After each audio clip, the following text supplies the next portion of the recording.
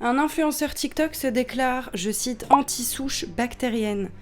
C'est marqué dans sa bio TikTok. Quoi de plus normal, hein, finalement. Il traite les électeurs du RN de, je cite, pute, et tient des propos homophobes en les qualifiant aussi de lot qui se font doigts.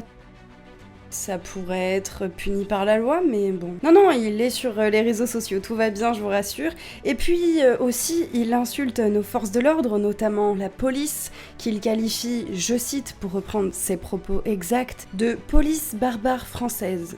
Dans une autre vidéo, il dit qu'il va, je cite encore, s'occuper des électeurs du RN en 2027 très rapidement.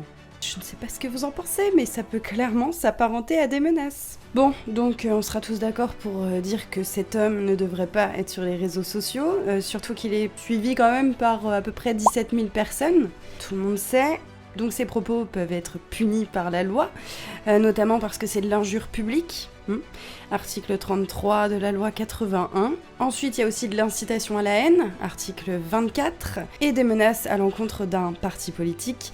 Article 222-17 du code pénal. Oui, parce qu'il dit aussi du RN que c'est un parti de racaille. Donc là, je vais pas reprendre ses propos parce que je n'ai pas retenu, mais en gros, il qualifie le RN de semeur de troubles, bien sûr. Donc la haine anti-blanc n'est pas tolérable, même pas sur les réseaux sociaux. Donc là, quand il parle de souche, on sait très bien qu'il vise parce que lui-même se définit comme étant le vrai français de souche. Permettez-moi d'en rire.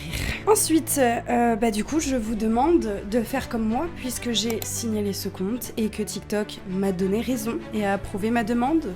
Donc c'est justifié. Donc il faut signaler ce compte, voilà. Malheureusement, pour des questions légales, je ne peux pas citer son nom. N'hésitez pas à m'envoyer un petit message. Donc Aurore Berger et sa police des réseaux sociaux, là, sa petite brigade d'une douzaine d'associations, j'espère qu'ils se saisiront de ce genre de dossier, hein, mais je crois pas. Et SOS Racisme et toutes les associations bien sympathiques, vous êtes où quand ça parle de racisme anti-blanc et de haine envers les blancs et tout ça, hein? On vous entend pas non plus. Lutter contre la haine, ça serait à géométrie variable.